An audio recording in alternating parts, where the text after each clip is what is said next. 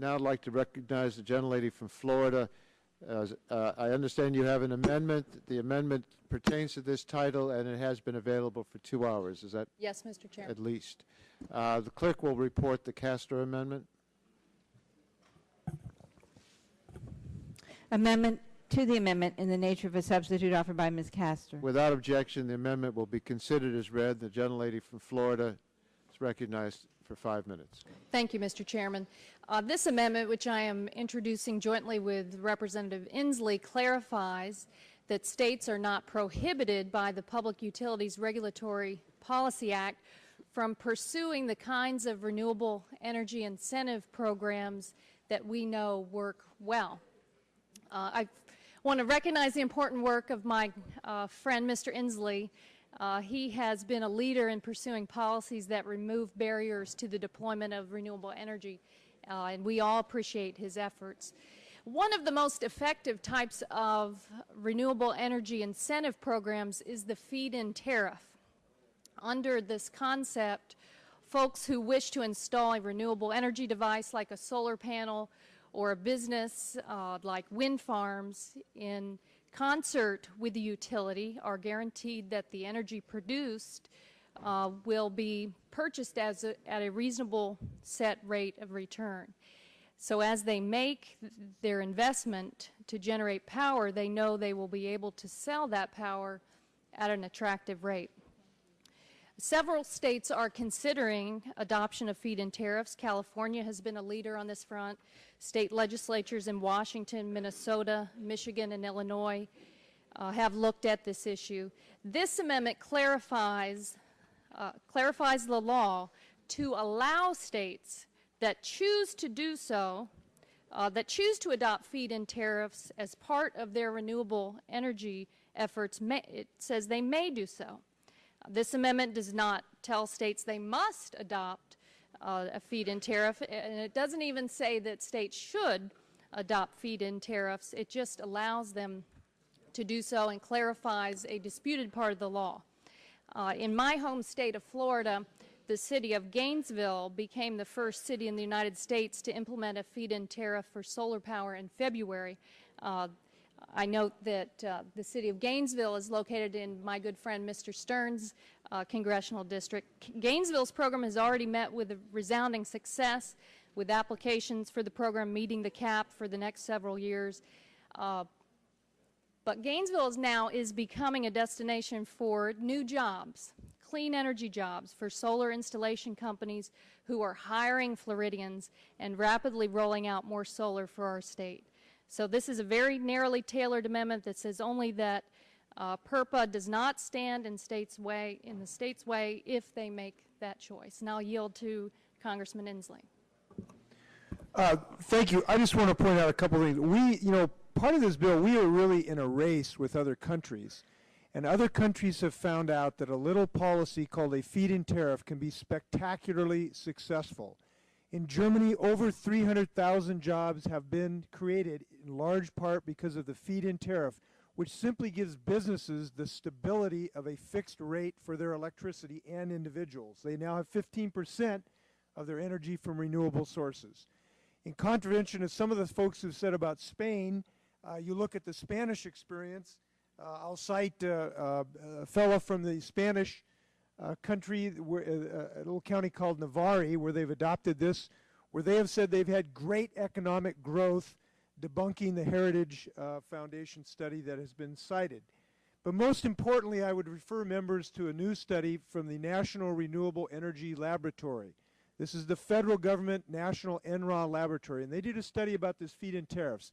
And they basically concluded that this system of giving a fixed price for electricity can be as or more effective than any other single thing we can do. And the beauty of it is that once a business can go to a bank and say, I've got a fixed contract at a fixed price, it creates huge economic opportunity. It has in 40 other countries. We are behind those countries in the adoption of this policy. All our amendment will do will allow local governments to move forward should they desire to do so. This is experience internationally we know has worked. We just want a free country or our counties and cities to move forward, and I commend this amendment. Gentleman's time has expired. Other members seeking recognition. The chair recognizes the gentleman from Texas, Mr. Barton. Thank you, Mr. Chairman. And I'm going to try not to be cranky. It is late. This is apparently our last amendment. This is probably the worst amendment we've seen today. I say probably because some of you on your side would say some of ours have been pretty bad, and some of us on our side would say some of those that you have offered have been pretty bad. But this amendment gives the state legislature or the regulatory authority in a state the ability to set a rate for the sale of electric energy by facility generating electric energy from renewable energy sources above the market. I mean, it's a rate-making authority above the market. Now, we're going to have a debate tomorrow on the definition of renewable. We're going to try to include a definitional change from renewable to clean energy and include nuclear and clean coal and some others. But under the current definition for renewable, with the exception of biomass and perhaps wind power, almost every other renewable in this bill is going to be at an above market price. Solar voltaics is, pick a number above the market right now. I mean, 1,000% above the market. In Spain, where they have something similar to this, solar voltaic is guaranteed a price about 600% above the market. I mean, I don't see how, with a straight face, this amendment can be offered, and you can still claim that you're not going to raise prices. This is guaranteed. This is the guaranteed price increase for electricity generation. I mean, there's no other way to look at this. And to add insult to injury, it says notwithstanding any other provision of this act or the Federal Power Act. So all the things that Mr. Doyle has attempted to do, and Mr. Green has attempted to do, and Mr. Boucher has attempted to do to offset or mitigate some of the potential price increases, this one amendment undoes every one of those. The only saving grace is that we just don't have enough renewable energy yet in this country that it's going to be a big percentage of the total energy mix. This is a strong no, Mr. Chairman. I mean, a strong, strong no. With that, I would yield to Mr. Stern. Well, your time has expired. Oh, I'm sorry. I yield back. I thought I had 2 minutes, but I'm negative 2 minutes. Yeah. Anybody on the Democratic side? We ready for the question? Mr. Inslee? Just very briefly, I want to note that Mr. Barton's honor that I had brought the worst amendment today has guaranteed my reelection in the 1st Congressional District. I just want to I said probably now. I wasn't definitive. I'll give you the probably. Okay. Yes, Mr. Stearns. Strike the last word. The gentlelady had mentioned my hometown, my Gainesville, which is in my congressional district. I would say to her, I've had businesses in Gainesville. Their utility rates are higher than they are in Ocala, higher than Leesburg, higher than Clay County and Jacksonville, Bradford County, Stark. I think what you're proposing as a mandate, as Mr. Barton pointed out, is wrong. Now, Gainesville is doing this voluntarily. If Gainesville wants to do it, fine. Let every city in America do this voluntarily. But not to do what you've done, which is bring in government agencies, the federal, and put federal mandates and force communities to do it, I don't think it's a... And will The gentleman yield? Will the gentleman yield? Not quite yet. So, I mean, if Gainesville's doing this and they want to do it, fine. But I can assure you that they're paying higher cost businesses than the businesses in all the other communities. Now, Gainesville's a little separate community because it has the University of Florida and it has the Veterans Hospital, it has Shands Teaching Hospital, it has a huge amount of built-in infrastructure. But I suspect that it's increasing the cost if they're having to, the utility company is forced to buy it back at a predetermined rate, which is much higher. Now, I don't know that for a fact. Perhaps you can confirm that. Is the Gainesville utility buying this back from homeowners at a predetermined price that is much higher than the going rate? So will the gentleman yield? Yes, I'd be glad to yield. Yes, the Chamber of Commerce of Gainesville is strongly in favor, because while the rate structure is a little bit different, the value here is the best value going in energy production, because what it is going to do is unleash a whole new market for new jobs. You have solar installation companies now locating in Gainesville near the University of Florida. Will reduce pollution. But the beauty of this is that we're not mandating anything. We're just saying now with the renewable energy standard that comes in, utilities will have a greater incentive to to produce energy based on renewables. We're not mandating anything. We're saying this is an option for utilities and for states. They don't have to do it. We're not even saying they should do it. But it's an option, and it will be a very valuable option to the communities that take the lead. And after extensive debate in the city of Gainesville and public hearings, they're leading the way, and they're going to lead the way in job creation as well. Reclaiming my time, I would say that perhaps your amendment is not even needed if the city of Gainesville is doing this, as you say, successfully, and you're saying other communities could also do it successfly. Then why is there need for federal legislation? The gentleman will yield. Sure. There's an argument over the law, and council might want to address this as well. Some states have acted like Minnesota. Others, like Iowa, thought that the federal PURPA law preempted them from moving forward with the feed-in tariff concept. So that blocks new wind farm businesses and solar entrepreneurs. This just clarifies the law that nothing in PURPA prohibits utilities and states and municipal utilities from pursuing the renewable. All right, just reclaiming my time, I think I'll ask council then, if we did not have this bill, could the 50 states in America voluntarily do this, adopt renewable energy incentives? Yes or no? No, not under current federal law. The Public Utility Regulatory Policies Act in Section 210 adopted a standard for the purchase of cogenerated power and renewable energy that was set at the avoided cost that the utility would otherwise pay for power. That avoided cost was deemed to allow an incentive to provide that kind of energy.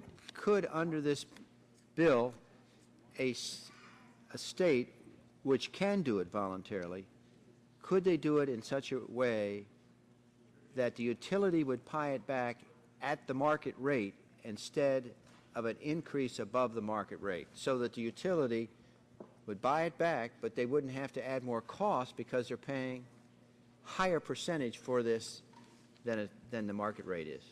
Do you follow what I'm saying? Well, without legislation similar to this provision, a state regulatory commission could not order its utilities to pay more under some interpretations, and there have been some cases in court that have held this way. A state regulatory commission could not require its utilities to pay more than the avoided cost of other forms of electricity, even if they felt there was a special value from that form of. All right, thank you, Mr. Chairman. Gentleman's time has expired. Are we ready for the vote? Real quickly, Mr. Chairman. Shimkus, would you take a 2-minute? I will try, yes, sir. Hey, here's a difference in equality. Republicans want more energy supply to have equal low prices. The Democrats through this bill want everyone to have equal energy costs, all at the high rate. And here's an example. We're talking about Spain, and here is the report from the Universidad Rey Juan Carlos, Dr. Gabriel Calzada Alvarez, who says that during the 2004 general election campaign, the socialist candidate, Jose Luis Rodriguez Zapatero, promised a reorientation of the energy model towards one that is more centralized, more diversified and safe, less wasteful, and also more solidarity, meaning it requires payment by many into a system for the common good for which they achieve little benefit. The program proposed an initial feed-in tariff scheme, which has the effect of artificially increasing the price paid for electricity produced by renewables. Why are we artificially increasing the price paid for renewables? Why are we concerned about this bill? Because this is really, as we've said in hearings, the largest grab for power that many of us have ever seen through energy, through a socialist state, and this is a primary example Will the gentleman yield? Of what failed in Spain. Will the gentleman yield? Spain had 17.5% unemployment. The report says for every one green job created, 2.2 jobs were lost. Now, if we want to go in Spain's example... Will the gentleman yield? No, if we want to go, you can have 5 minutes on your own time. If we want to go in Spain's example and have this initial feed-in tariff scheme, which failed in Spain, adopt this amendment. I yield back my time. We're ready for the vote. Can I just have 30 seconds? Can I just have 30 seconds? Gentleman's recognized for 1 minute. I'm puzzled as my colleagues over there are in the throes of trying to decide what's wrong with this amendment. They've gone wildly from this requires something that now Mr. Stearns has enlightened us all that it doesn't require anything at all.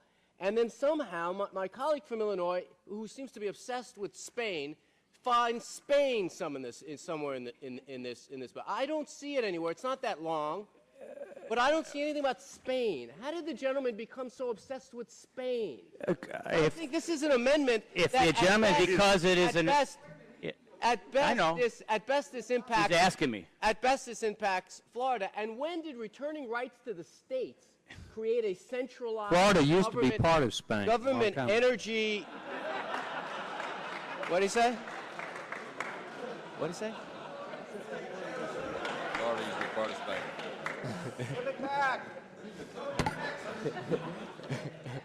Spain and socialism both start with an S. I just want to say, Amen. I just want to say, Mr. Chairman, the offer of the amendment, and apparently everyone has to join with Inslee to do anything now that he wrote that book, but now it wrote the word may here to make it clear, and in her remarks said very clearly it didn't require anything. And then my colleagues on the other side burst into hysteria that we've gone to socialist Spain somehow. I mean, you might have reasonable opposition to this amendment, but you sure haven't stated it yet. Don't encourage them. Come on. Come on. All right, let's focus on If the gentleman would show up. waterboarding. That's more. Let's focus on waterboarding, damn it. That's more relevant. Now, this is our last amendment. We will now proceed to a vote. All those in favor of the Castor amendment say aye. Aye. Opposed, no. The ayes have it. Mr. Chairman, I ask for a roll call. You want a roll call? Well, let's go to a roll call. I'd ask unanimous consent that every Republican vote be counted double in the spirit of above-market vote counting. Objection. Let's have that disclosed to the American people. Clerk will call the roll. Mr. Waxman. Aye. Mr. Waxman, aye. Mr. Dingell. Mr. Dingell votes aye. Mr. Markey votes aye. Mr. Markey votes aye. Mr. Boucher. Mr. Pallone. The clerk will suspend Pallone, the roll. We must have order so members can hear it. And I do want to announce there will be a colloquy. We won't have any further amendments, but there will be an important colloquy that will take place after the vote is completed. Please proceed now that we have order. Mr. Gordon, Mr. Rush. Mr. Rush votes aye. Ms. Eshoo. Ms. Eshoo, aye. Mr. Stupak. Mr. Stupak, aye. Mr. Engel. Mr. Engel, aye. Mr. Green. Ms. DeGette. Ms. DeGette votes aye. Mrs. Capps. Mrs. Capps votes aye. Mr. Doyle. Mr. Doyle, aye. Ms. Harmon. Ms. Schakowsky. Ms. Schakowsky votes aye. Mr. Gonzalez. Mr. Gonzalez, aye. Mr. Inslee. Mr. Inslee, aye. Ms. Baldwin. Ms. Baldwin, aye. Mr. Ross. Mr. Ross, aye. Mr. Weiner. Mr. Weiner, aye. Mr. Matheson. Mr. Matheson, aye. Mr. Butterfield. Mr. Butterfield, aye. Mr. Melanson. Mr. Barrow. Mr. Barrow, aye. Mr. Hill. Mr. Hill votes aye. Ms. Matsui. Ms. Matsui, aye. Mrs. Christensen. Mrs. Christensen, aye. Ms. Castor. Ms. Castor, aye. Mr. Sarbanes. Mr. Sarbanes, aye. Mr. Murphy, Connecticut. Mr. Murphy, aye. Mr. Space.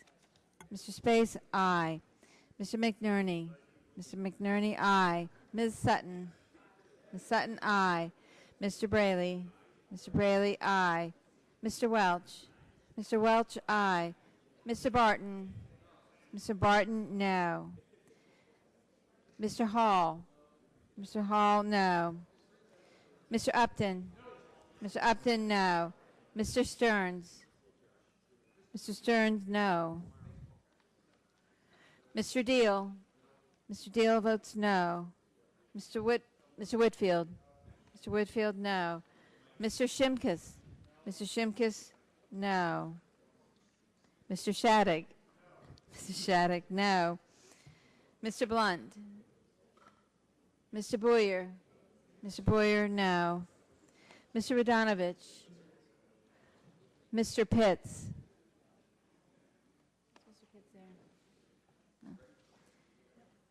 Ms. Bono Mack. Ms. Bono Mack, no. Mr. Walden. Mr. Walden, no. Mr. Terry. Mr. Terry, no. Mr. Rogers. Mr. Rogers, no. Mrs. Myrick. Mr. Sullivan. Mr. Sullivan, no. Mr. Murphy of Pennsylvania. Mr. Burgess. Mr. Burgess, no. No, I didn't hear you. Sorry. Mr. Murphy of Pennsylvania also votes no. Mr. Blackwood. I'm sorry, Ms. Blackwood. She's there? No. Okay. Mr. Gingrich. I can't. Mr. Gingrich, I'm sorry. I can't see him. Mr. Scalise. Mr. Scalise votes no. Yeah, I got him. Have all members responded to the roll? Mr. Melanson. Okay. Mr. Melanson votes yes.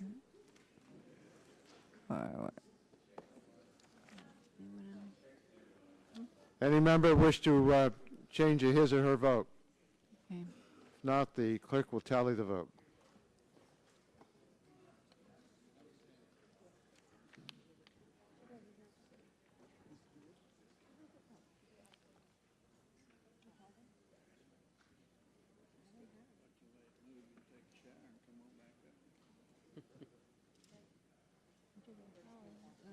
We're not matched.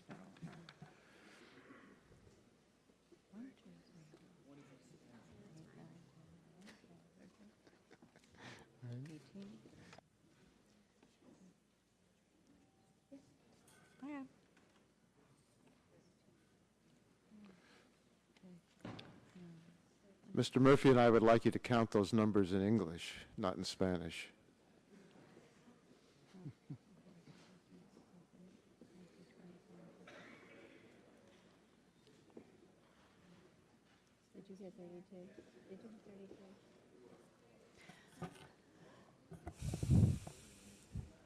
Clerk, ready to respond to the vote? On that vote, Mr. Chairman, the yeas were 32, the nays were 18.